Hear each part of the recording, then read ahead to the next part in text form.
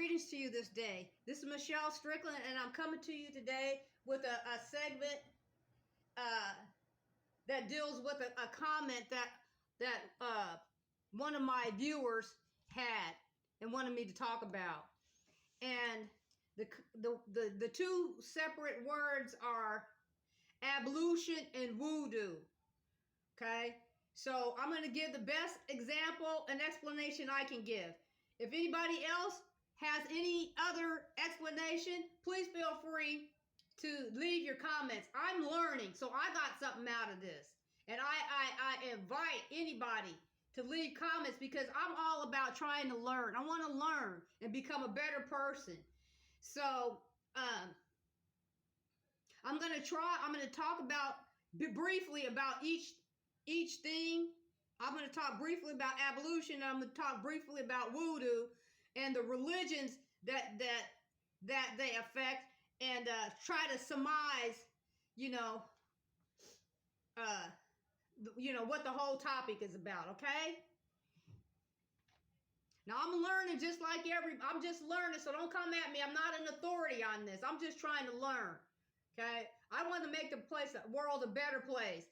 So I'm not trying to tear the world down. I want people to be enlightened so we can learn how to get along with each other on this earth. Choose God this day. Anyway, never lose hope in yourself. If you have yourself, you have everything.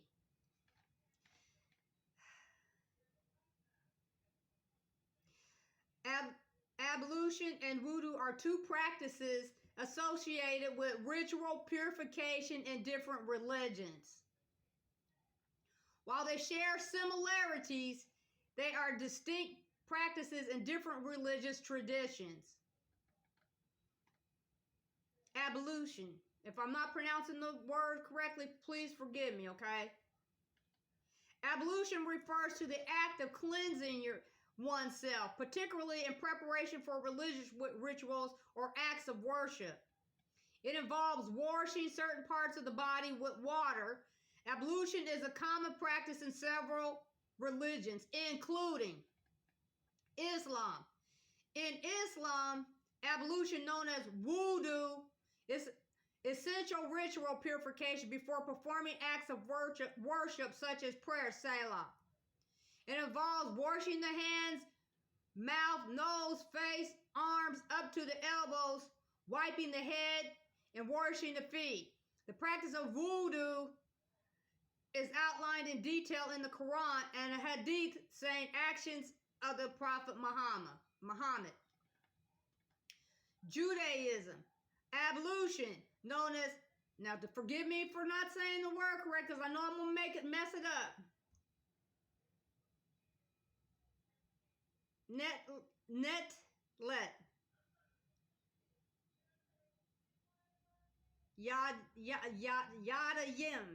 Yadyam. Sorry, I know I messed it up.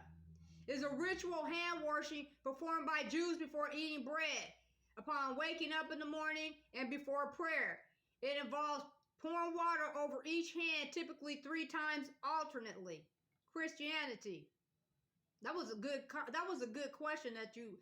I'm going to say the initials at the end. That was a good question. I invite anybody to please send me any comments where we can all learn together. And don't come after me, please, because I'm just a student trying to learn. These are my daily meditations. Okay? Christianity. While not as formalized as Islam and Judaism, some Christian denominations practice ablution, particularly in the form of baptism, which symbolizes spiritual purification and rebirth. Additionally, some churches may have rituals involving the washing of hands before prayer, or I might not pronounce the word correctly, Eucharist.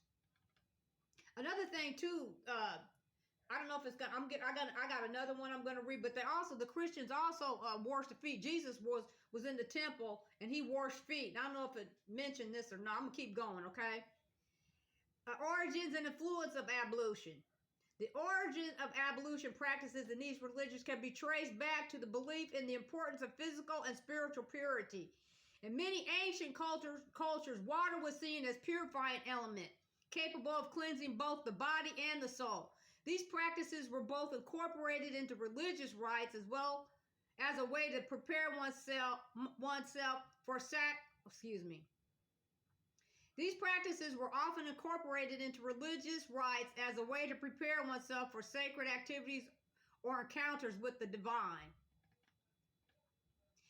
Ablution practices continue to influence these religions today by emphasizing the importance of ritual purity and cleanliness in spiritual life. They serve as a reminder of the need for inner purification and preparation before engaging in acts of worship or communion with the divine. Now I'm going to talk about Wudu. Wudu is the Islamic ritual of ablution, specifically prescribed for Muslims before performing various acts of worship, primarily the 5-day prayer Salah. It is considered an essential part of Islam worship and symbolizes purity and readiness for prayer. The steps of Wudu include washing the hands, mouth, nose, face, arms, wiping the head, and washing the feet. The Christians Jesus also was in the temple. He washed feet too. But Jesus also spoke Aramaic, but they don't tell people that. I learned that in college. I was like, what? But that's a whole nother story. The origins and influence of Wudu. Wudu. W-U-D-U. The practice of Wudu and, Let me start. Okay. Origins and influence of Wudu. The practice of Wudu in Islam traces back to the teachings of the Quran and the example of the Prophet Muhammad. It is believed to have originated from the divine commandments revealed in the Quran regarding purification and cleanliness.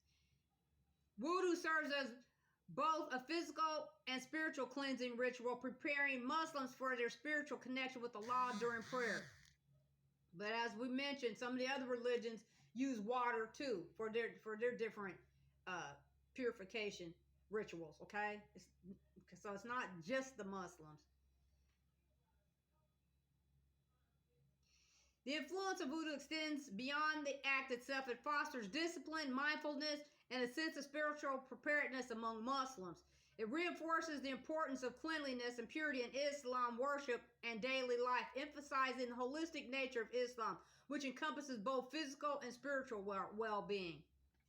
In conclusion, ablution and Wudu are practices of ritual purification found in various religious traditions, each with a specific significance and observance. These practices not only serve practical purposes in ensuring physical cleanliness, but also hold profound spiritual meanings, fostering a sense of reverence, discipline, and readiness for engaging with the divine in worship and prayer. That was really a very great question. I got a lot out of it, and I learned something. You know, we got to look at what is the same within the cultures and stop focusing on the differences, you know. We need to look at the similarities of each culture and not so much focus on the differences, you know, and try to figure out what we can do to come to a consensus about trying to get along with each other, regardless whether you marry somebody from the other culture or not. But we need to learn how to get along with other. And I want to say, the request for me to discuss this was from, I'll say the initials, ATS, and thank you so much for that beautiful question and your request for me to kind of discuss it. I really enjoyed that, and I invite anyone else to please leave comments so that I can learn and look into things. I learned from that. I didn't put the two together. I didn't know about it, the names.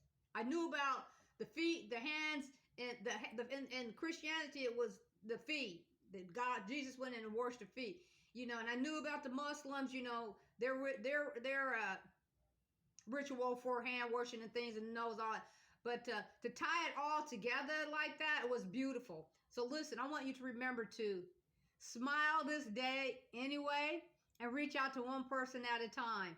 One person at a time. One person at a time. Okay?